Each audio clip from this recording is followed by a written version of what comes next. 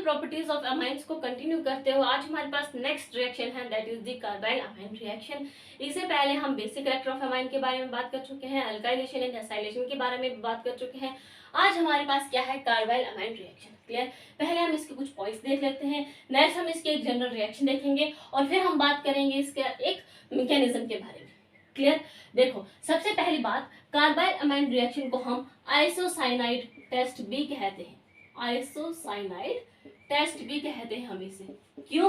क्योंकि यहाँ पे जो हमारे पास प्रोडक्ट बनेगा वो कुछ इस तरह से बनेगा, ठीक है, RNC, ठीक है, इस तरह से। यानी कि यहाँ पे जो बॉन्ड बनेगा वो कहाँ पर, कार्बन और नाइट्रोजन के बीच में बनेगा, एक आइसोसाइनाइड प्रोडक्ट फॉर्म होगा यहाँ पे, इसलिए हम इसे आइसोसाइनाइड टेस्ट भी कहते हैं। यहाँ पे एक चीज ध्यान रखना कि RCN कभी ना बने, ठीक है, यानी कि जो हमारा ये बॉन्ड है कार्बन कार्बन के बीच में नहीं, कार्बन नाइट्रोजन के बीच में होना चाहिए, क्योंकि NC होता है आइसोसाइनाइड और CN होता है साइनाइड। क्लियर है इतनी सी बात? तो फर्स्ट पॉइंट ये है कि हम इसको क्या कहते हैं, आइसोसाइनाइड टेस्ट भी कहते हैं। नेक्स्ट हम ये कहते हैं कि जो ये आइसोसाइनाइड टेस्ट है ये सिर्फ और सिर्फ कौन देता है, ओनली प्राइमरी एलिफेटिक और एरोमेटिक अमीन्स। क्लियर? यानी कि यहाँ पे क्या होता है, सेकेंडरी एंड टर्शरी एलिफेटिक और aromatic amines do not show this reaction, do not show this type of reaction। इस तरह की रिएक्शन जो है वो ये शो नहीं करते। क्यों नहीं करते, ये हम आगे मैकेनिज्म में देखते हैं कि ऐसा क्यों होता है कि सेकेंडरी और टर्शियरी एलिफेटिक या एरोमेटिक अमीन्स जो है ये रिएक्शन नहीं देते, सिर्फ और सिर्फ प्राइमरी एलिफेटिक या फिर एरोमेटिक अमीन्स जो है वो ये रिएक्शन देते हैं। ठीक है, अगर अब हम यहाँ पे रिएक्शन की बात करें तो यहाँ पे रिएक्शन कैसे होती है, ये है आपका क्या, एक प्राइमरी एलिफेटिक और एरोमेटिक अमीन। क्लियर? इसकी रिएक्शन होती है किसके साथ, CHCl3 प्लस यहाँ पर हमारे पास जो मीडियम है वो आ जाता है बेसिक मीडियम।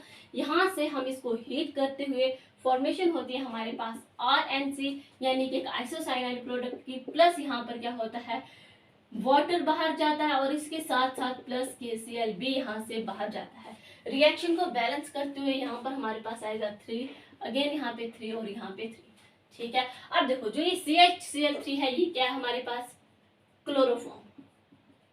क्या है हमारे पास, क्लोरोफॉर्म। जो हम यहाँ पे RNS2 यूज कर रहे हैं ये क्या है, या तो ये प्राइमरी एलिफेटिक अमीन है, क्लियर, या तो ये क्या है, प्राइमरी एरोमेटिक अमीन। ठीक है, क्लियर? और नेक्स्ट KOH जो हमने लिया इसका क्या मतलब हुआ कि जो इसका मीडियम है ये क्या है, बेसिक मीडियम। मीडियम कैसा है इस रिएक्शन का, बेसिक है। क्लियर? और यहां पर हमारे पास ये जो बना ये क्या बना हमारे पास, आइसोसाइनाइड। ठीक है, और ये हमारे क्या है, बाय प्रोडक्ट। क्लियर? अब जो ये आइसोसाइनाइड है ना ये है फाउल स्मेलिंग सबस्टेंस, मतलब बहुत ही गंदी स्मेल देता है ये। क्लियर? क्या है, फाउल स्मेलिंग सबस्टेंस।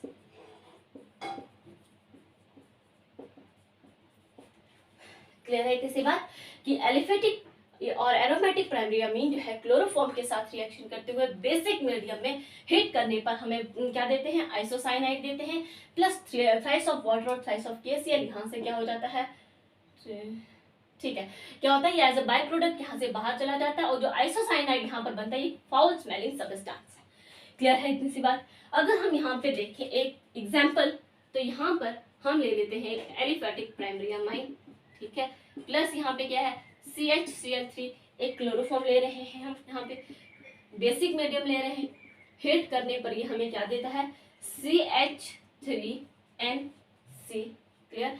प्लस यहाँ पे क्या होता है, thrice of water plus thrice of KCl यहाँ से बाहर। क्लियर? जैसे हमने यहाँ पे एलिफेटिक अमीन की बात की इसी तरह से हमारे पास यहाँ पर प्राइमरी एरोमेटिक अमीन भी हो सकता है। क्लियर?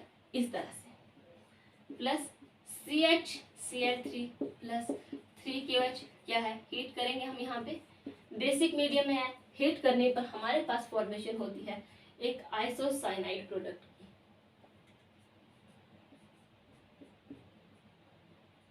NC प्लस यहाँ पे क्या हुआ, thrice of water plus thrice of KCl यहाँ से बाहर।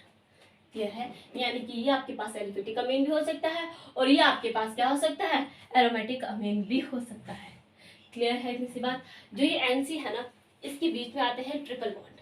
ठीक है, देखो किस तरह का ये बनेगा, NC, यहाँ पे नेगेटिव चार्ज होगा, यहाँ पे पॉजिटिव चार्ज, यानी कि जो आपका प्रोडक्ट आपको देखने को मिलेगा वो कुछ इस तरह से देखने को मिलेगा। ठीक है, ये किस तरह का होगा, इस तरह से N के ऊपर पॉजिटिव चार्ज, ट्रिपल बॉन्ड हुआ यहाँ पे, और इस तरह से कार्बन के ऊपर नेगेटिव चार्ज। ठीक है, ये हम मैकेनिज्म में देखते हैं कि किस तरह से है। क्लियर, नोट कर लो इसे। अब हम देखते हैं इसका क्या मैकेनिज्म। ये रिएक्शन काफी ज्यादा इंपॉर्टेंट है। क्लियर, इसलिए हम क्या करेंगे इस वीडियो में, सिर्फ इसी रिएक्शन के बारे में बात करेंगे। यहाँ पर हम किसी भी और रिएक्शन के बारे में बात नहीं करेंगे। क्लियर, अब ना हम यहाँ पर बात करते हैं मैकेनिज्म की, लेकिन आपकी एनसीईआरटी की बुक में मैकेनिज्म नहीं गिवन है। क्लियर है, तो अच्छे से समझने के लिए ये जरूरी होता है कि अगर मैकेनिज्म को बेसिक लर्न मत करो, सिर्फ ऊपर से देख लो कि ये क्या है। क्लियर, मैकेनिज्म में देखो हमने यूज किया था क्या, CHCl3। क्लियर, क्या ये हमारा क्लोरोफॉर्म है। ठीक है, यहाँ पर हमने क्या किया था, बेसिक मीडियम का यूज किया था, KOH। बेसिक मीडियम का एक बेस का क्या काम होता है कि हाइड्रोजन को एक्सट्रैक्ट करना। अब ये हाइड्रोजन कहाँ से लेगा, ये बेस है हमारे पास, ये इस वाले हाइड्रोजन को ले लेगा। ठीक है, ये एक एसिडिक हाइड्रोजन है। जब ये इस हाइड्रोजन को लेगा तो ये हाइड्रोजन अपने इलेक्ट्रॉन्स इस कार्बन को दे देगा। क्लियर, अब ये OH इस हाइड्रोजन को H पॉजिटिव को लेकर यहाँ पे वाटर की फॉर्म में यहाँ से खुद तो बाहर हो जाता है, और कार्बन के ऊपर रह जाता है एक नेगेटिव चार्ज, यानी कि 2 इलेक्ट्रॉन, और 3 इसके पास क्या है, इलेक्ट्रोनेगेटिव एलिमेंट, यानी कि क्या है, 3 इसके पास है क्लोरीन। क्लियर है इतनी सी बात। अब देखो यहाँ पे आपके पास सिर्फ क्या बचा अभी तक, K पॉजिटिव। ठीक है, OH तो जो यूज हो गया, K पॉजिटिव अभी है। अब ये K पॉजिटिव कहाँ जाएगा उसके बारे में बात करते हैं। कार्बन के ऊपर है नेगेटिव चार्ज। आपको पता है कि कोई भी हेलोजन हो तो वो बहुत अच्छा लिविंग ग्रुप है, चाहे वो क्लोरीन हो, ब्रोमीन, आयोडीन, कुछ भी हो। तो यहाँ से क्लोरीन क्या करेगा, इतना अच्छा लिविंग ग्रुप है कि ये खुद से नेगेटिव चार्ज को लेके बाहर चला जाएगा, और कार्बन के ऊपर जो इलेक्ट्रॉन्स है वो रह जाएंगे। क्लियर, अब जो ये K पॉजिटिव था, ये Cl नेगेटिव मिलके, ठीक है, K पॉजिटिव और Cl नेगेटिव मिलकर KCl बना सकते हैं। क्लियर, तो क्या हुआ कि ये K पॉजिटिव इस Cl के साथ मिलकर KCl की फॉर्म में यहाँ से क्या हो गए, बाहर हो गए, और आपके पास यहाँ पे जो बना, ये क्या बना, आपके पास डाइक्लोरोकार्बेन की फॉर्मेशन हो रही है।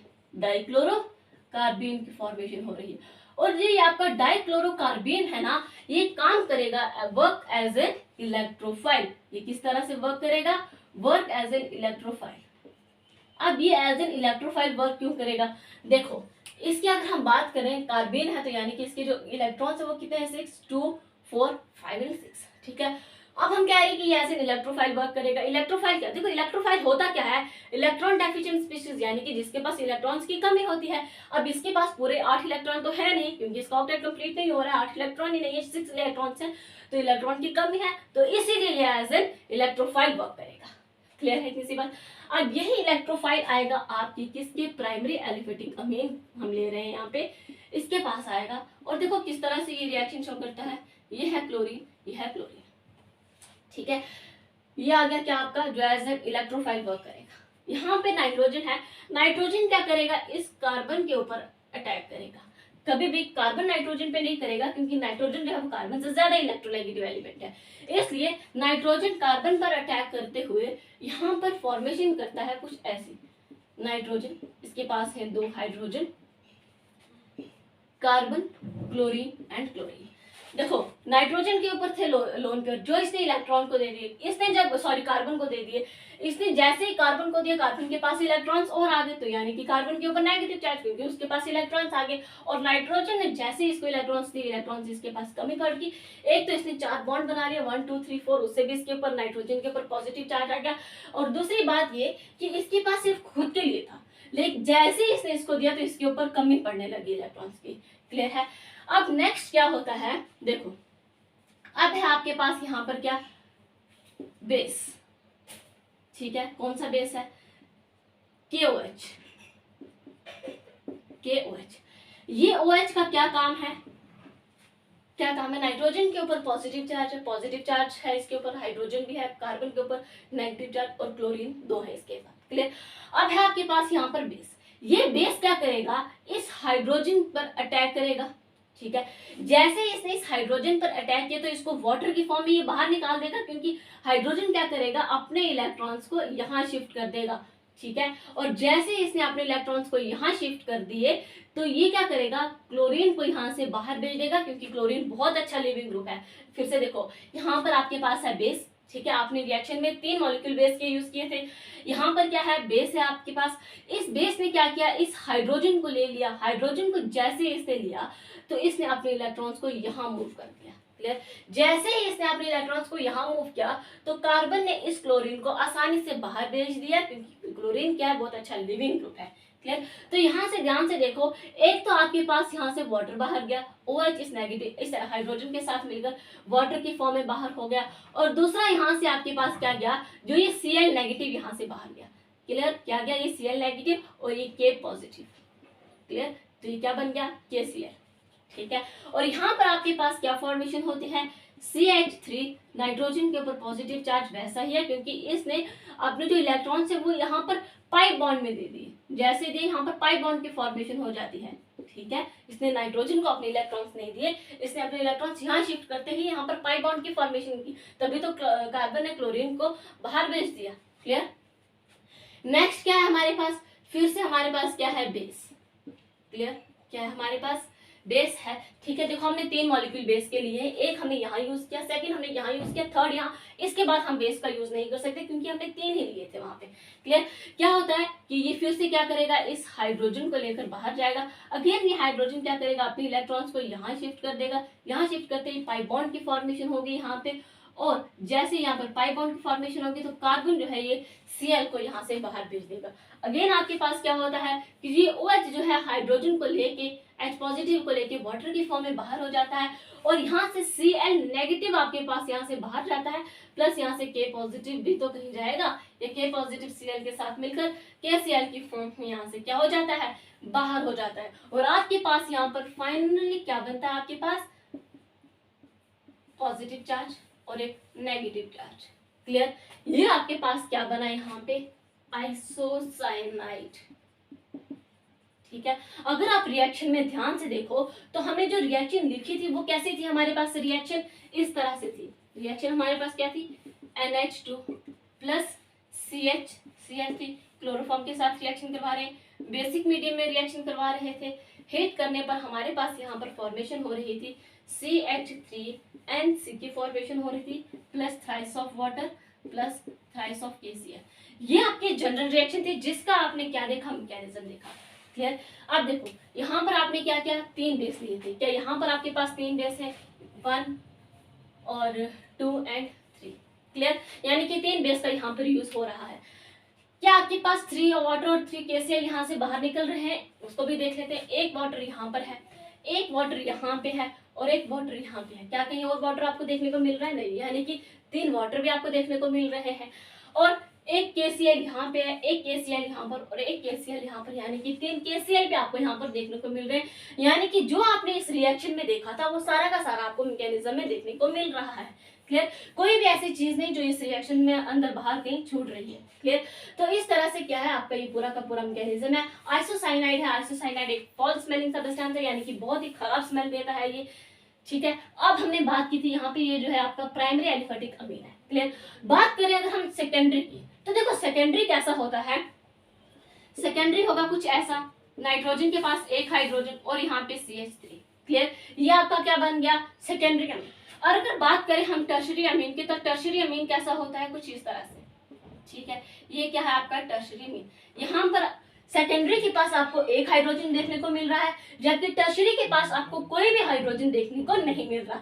हमें इस रिएक्शन के लिए हाइड्रोजन जरूरी चाहिए। क्लियर? आपके पास एक रिक्वायर्ड कंडीशन ही नहीं है, यहाँ पर कम से कम आपके पास 2 हाइड्रोजन होने चाहिए, जो सेकेंडरी के केस में आपको देखने को नहीं मिल रहे, और टर्शरी के केस में तो बिल्कुल भी नहीं है, जिसकी वजह से रिएक्शन तो प्रोसीड ही नहीं कर पाएगी। क्लियर? क्योंकि रिएक्शन को चलने के लिए आप क्या चाहिए आपके पास? अगर मान लो यहाँ पे आपके पास सेकेंडरी होता तो सेकेंडरी आपकी अपनी रिएक्शन यहीं पर स्टॉप कर देता, यहाँ पर फॉर्म करके, क्योंकि इसके पास क्या है, सिर्फ एक हाइड्रोजन है। और अगर टर्शरी की बात करें तो टर्शरी कहाँ से लाता है, ये तो अपनी रिएक्शन स्टार्ट भी नहीं कर पाता। क्लियर? तो यानी कि रिएक्शन चल ही नहीं पाती, ना ही तो सेकेंडरी के केस में और ना ही टर्शरी के केस में। क्लियर? ना ही यहाँ पर सेकेंडरी अमीन रिएक्शन दे सकता है और ना ही टर्शरी अमीन रिएक्शन दे सकता है, क्योंकि जो रिक्वायर्ड कंडीशन है आपके पास वो यहाँ पर ना तो सेकेंडरी के पास है ना ही टर्शरी के पास है। क्लियर है इतनी सी बात? तो यहाँ पे हम सिर्फ कार्बाइल अमाइन रिएक्शन की बात करेंगे। नेक्स्ट हम बात करेंगे रिएक्शन विद नाइट्रस एसिड के साथ। यहाँ पे सिर्फ इतना ही काफ़ी ज़्यादा इंपॉर्टेंट रिएक्शन है एंड आई होप कि ये वीडियो आपके लिए हेल्पफुल रही होगी। Thank you so much.